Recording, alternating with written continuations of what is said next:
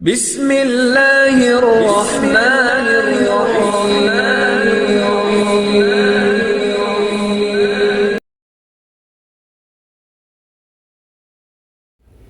السلام علیکم ویورز۔ اکثر لوگ جو خود بھی عملیات سے تعلق رکھتے ہیں، لوگوں کو وظائف وغیرہ بتاتے ہیں، وہ رابطہ کرتے ہیں، تو ان کا سوال یہ ہوتا ہے کہ عشرت بھائی کوئی ایسا وظیفہ بتا دیجئے جس سے ہم توانا رہیں۔ اور یہ ضروری بھی ہے، جب ایک عامل خود کمزور ہوگا تو وہ کسی پر دم بھی کرے، کسی کا علاج کرے تو کوئی نفع حاصل نہیں ہوتا۔ انشاءاللہ عز و جل آج کا ہمارا وظیفہ عوام کے لیے بھی ہوگا، اور یہ وظیفہ عاملوں کے لیے بھی بہت ضروری ہے۔ یوں سمجھ لیجئے کہ یہ بیٹری کو جس طرح ہمیں تلاش ہوتی ہے نا، کوئی ایک ایسا چارجر مل جائے جو فوراً ہمارے موبائل کو یا ہمارے لیپ ٹاپ کو یا ہماری کسی اور چیز کو فوراً بھر دے۔ ہم اسے جتنا چاہے استعمال کریں، لیکن اس کو پلگ لگائیں اور فوراً ہماری وہ جو بھی چیز ہے، موبائل ہے یا لیپ ٹاپ ہے، وہ فوراً چارج ہو جائے۔ تو یہ ایسا وظیفہ ہے جو عاملوں کو بھی چارج کرتا ہے۔ تو ہم کہہ سکتے ہیں کہ یہ وظیفہ عوام کے لیے بھی ہے اور ان خواص کے لیے جنہیں ہم عامل کہتے ہیں۔ اور اگر میں یہ کہوں کہ یہ عاملوں کو کامل بنانے والا وظیفہ ہے تو بھی بھیجا نہیں کہا ہوگا۔ اس وظیفے کی برکت سے آپ اپنے خوف کے اوپر قابو پا سکتے ہیں، آپ اپنے علم میں اضافہ کر سکتے ہیں، آپ کے اندر جو قدرت نے ایبلٹی رکھی ہے، صلاحیتیں رکھی ہیں، ان تمام کو انکریز کر سکتے ہیں، بڑھا سکتے ہیں۔ اس وظیفے کی مدد سے آپ غم سے چھٹکارا پا سکتے ہیں، اس وظیفے کی مدد سے آپ کسی بھی مقصد کو پورا کر سکتے ہیں، اس وظیفے کی مدد سے آپ کو بیماری سے شفا مل سکتی ہے، اسی وظیفے کی برکت سے آپ کا چوری شدہ مال واپس آ سکتا ہے۔ اگر روحانی طور پر کوئی کمزور ہے اور وہ اس وظیفے کو کرے تو انشاءاللہ عز و جل اس کی جو بھی کمی ہے وہ ختم ہو جائے گی، اور اس کی روحی قوت بھی اضافے کے ساتھ زیادہ مؤثر ہو جائے گی۔ یہ وظیفہ صرف وظیفہ نہیں ہے، بلکہ یہ خزانہ ہے، ایک پوشیدہ خزانہ، جس کے متعلق حضرت پیر نصیر الدین چراغ دہلوی رحمۃ اللہ تعالی علیہ کے خلیفہ خاص حضرت بندہ نواز گیسو دراز رحمۃ اللہ تعالی علیہ فرماتے ہیں کہ جب نبی کریم علیہ الصلوۃ والسلام معراج پر گئے، تشریف لے گئے معراج کے لیے، تو اللہ کریم نے اپنے محبوب کو جو تحفے دیے ان میں ایک تحفہ یہ وظیفہ بھی تھا، جو جنت کے خزانوں میں پوشیدہ تھا، جس کے انبیاء کرام تمنائی تھے، اور یہ حضور علیہ الصلوۃ والسلام کو عطا کیا گیا، اور حضور علیہ الصلوۃ والسلام نے اپنی امت کو عطا فرما دیا۔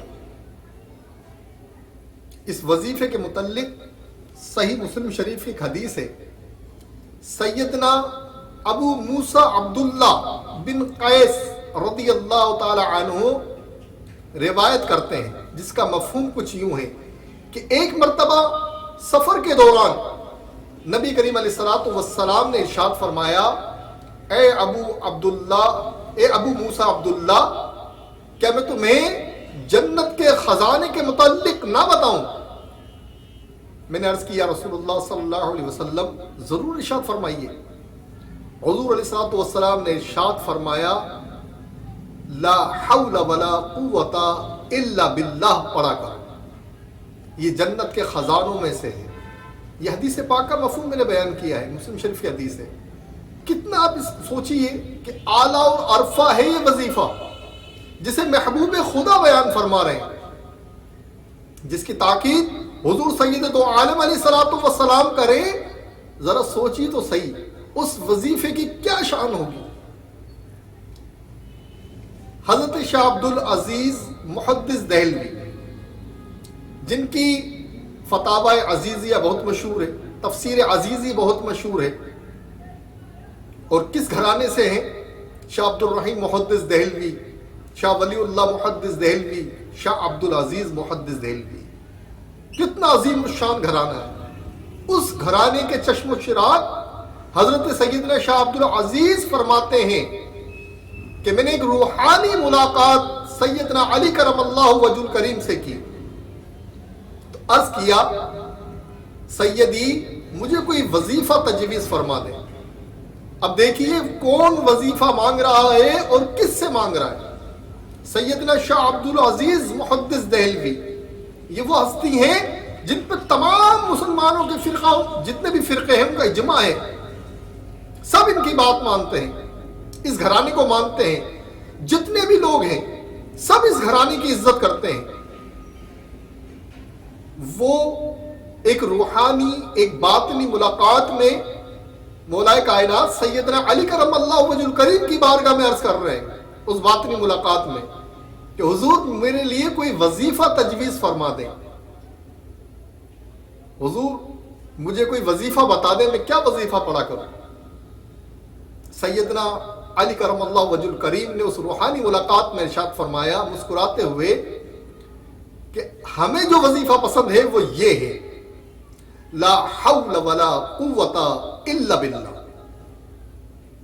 یہ تیسرے کلمے کا حصہ بھی ہے، اس میں اللہ کریم کی حمد بھی ہے، اس میں انسان کا عجز بھی ہے۔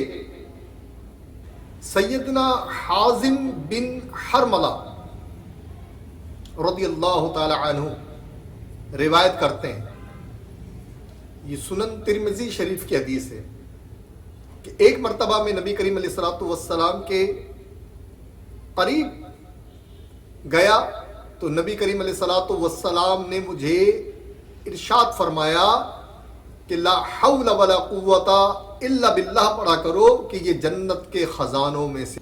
اللہ کے محبوب اپنے صحابہ کو تعلیم کر رہے ہیں کہ کثرت سے پڑھا کرو لا حول ولا قوت الا باللہ۔ میں جتنا بھی اس وظیفے پہ غور کرتا ہوں مجھے ایک چیز نظر آتی ہے، دراصل انسان بہت سے کمزور لمحات سے گزرتا ہے، بہت سی کامیابیاں حاصل کرتا ہے، وہ کامیابیاں اسے تکبر میں مبتلا کر دیتی ہیں، وہ تکبر اسے خدا کی بارگاہ سے دور کر دیتا ہے۔ بھلا سوچیے تو صحیح، شیطان کیوں لعین ہوا؟ شیطان کو کیوں مردود کیا گیا؟ اس کے دل میں تکبر پیدا ہو گیا تھا، تکبر پیدا ہونا تھا، اللہ کریم نے اپنی بارگاہ سے نکال دیا۔ اس لیے یہ وہ کلمہ ہے جو ہمیں ہماری حقیقت بتاتا ہے، جسے پڑھ کر ہم کہتے ہیں کہ ہمیں کوئی طاقت نہیں ہے، ہم اس کام کو نہیں کر سکتے، مگر ہم رب عز و جل کی بارگاہ میں امید رکھتے ہیں کہ وہی طاقت والا ہے، وہی قوت والا ہے، وہی سلطنت والا ہے، وہی بادشاہ ہے، وہی بادشاہوں کا بادشاہ ہے، وہی شہنشاہ ہے، وہی شہنشاہوں کا شہنشاہ ہے، وہی حقیقی سلطان ہے، بلکہ وہی سلطانوں کا بھی سلطان ہے۔ تو انسان اس کلمے کو پڑھ کر اپنی عاجزی کا بھی اظہار کرتا ہے اور رب کی ثنا بھی بیان کرتا ہے۔ اب اگر کوئی یہ چاہتا ہے کہ اس کو دنیا اور آخرت کی کامیابی ملے، اسے خوف سے نجات ملے، اسے غم سے نجات ملے، اس کی مرادیں پوری ہوں، اس کا جو مال سلب ہو گیا، جو مال تلف ہو گیا، وہ مال اس کو واپس مل جائے، کسی کامیابی میں، کسی مقصد میں کامیابی چاہتا ہے، کسی معاملے میں کامیابی چاہتا ہے، انشاءاللہ تعالیٰ اسے اس وظیفے کی برکت سے کامیابی ضرور ملے گی۔ سیدنا امام حسن مجتبیٰ کی بارگاہ میں جب بھی کوئی مسئلہ عرض کرتا، کوئی اپنی پریشانی بتاتا، روایتوں میں آتا ہے کہ آپ یہی وظیفہ تجویز فرماتے تھے، لا حول ولا قوت الا باللہ پڑھو۔ اس کی فضیلت اس قدر ہے کہ اگر بیان کرے تو اس کے لیے دن رات بھی نہ کافی ہو جائے، لہذا تمام ان حضرات کو بھی جو لوگوں کا روحانی علاج کرتے ہیں انہیں بھی یہ وظیفہ پڑھنا چاہیے تاکہ ان کی قوت میں بھی اضافہ ہو، تاکہ ان سے لوگوں کو نفع حاصل ہو۔ اور عوام کے لیے تو اگر مجھ سے کوئی کہے کہ کوئی ایک وظیفہ بتا دیں جو ہر معاملے کے لیے کافی ہو تو میں کہوں گا لا حول ولا قوت الا باللہ پڑھتے رہو۔ آپ یقین کیجئے وہ لوگ جو کسی پیرانارمل ایکٹیویٹی کا شکار ہو جاتے ہیں یا میرے پاس اگر کوئی جنات کی جھپٹ کا معاملہ ہے یا جادو کا ہے، میں انہیں ضرور کہتا ہوں کہ تیسرا کلمہ پڑھو، کیونکہ تیسرے کلمے میں یہ کلمہ لا حول ولا قوت الا باللہ پنہا ہے۔ پھر اس میں اللہ کے اسما ہے، علی، عظیم، یہ اللہ کے اسما ہے۔ یعنی ہم یوں کہہ سکتے ہیں کہ یہ اسم اعظم کا بھی کام کرتا ہے۔ تو لا حول ولا قوت الا باللہ العلی العظیم، اگر یہ پڑھیں تو آپ اللہ کے تین اسما بھی پڑھتے ہیں، اللہ، علی اور عظیم۔ اب اس کی کوئی تعداد مختص نہیں ہے کہ میں آپ سے کہوں کہ اسے اتنی مرتبہ پڑھیں اتنی مرتبہ پڑھیں، یہ آپ پر منحصر ہے، آپ کتنے رب کا قرب چاہتے ہیں۔ میں تو کہوں گا کہ کم از کم 300 کی تعداد ضرور پڑھیں، کہ صلاۃ و تسبیح میں بھی یہ 300 مرتبہ کلمہ پڑھا جاتا ہے۔ تو یا تو صلاۃ و تسبیح کی عادت بنا لیں اپنی، اور اگر صلاۃ و تسبیح کی عادت نہیں بناتے تو کم از کم 300 مرتبہ پڑھ لیں، اور 300 مرتبہ نہیں پڑھ سکتے تو 200 مرتبہ پڑھنے کی عادت ڈالیں، اور 200 بھی نہیں پڑھ سکتے تو 100 مرتبہ پڑھیں، اور اگر اتنا بھی نہیں کر سکتے تو کم از کم روزانہ 41 مرتبہ پڑھیں۔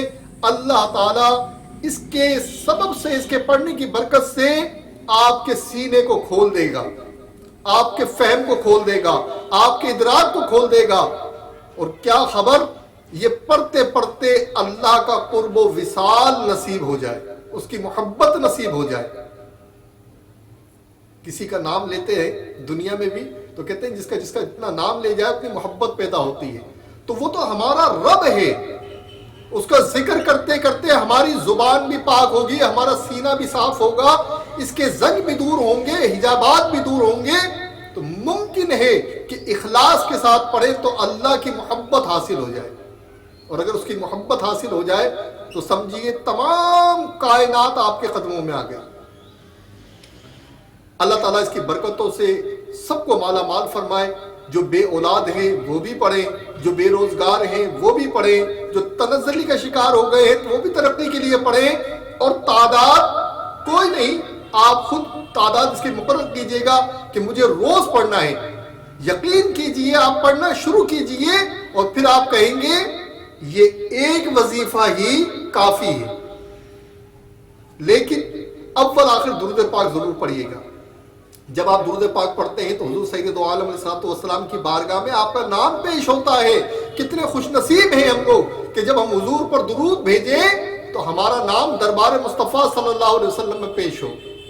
تو درود پاک اول، درود پاک آخر، اور تسبیح کم از کم ضرور پڑھا کریں، ایک تسبیح اول ایک تسبیح آخر، اور دن میں کم از کم 500 یا 1000 کی تعداد مختص کر لیں کہ یہ تو ضرور درود پاک پڑھنا ہے۔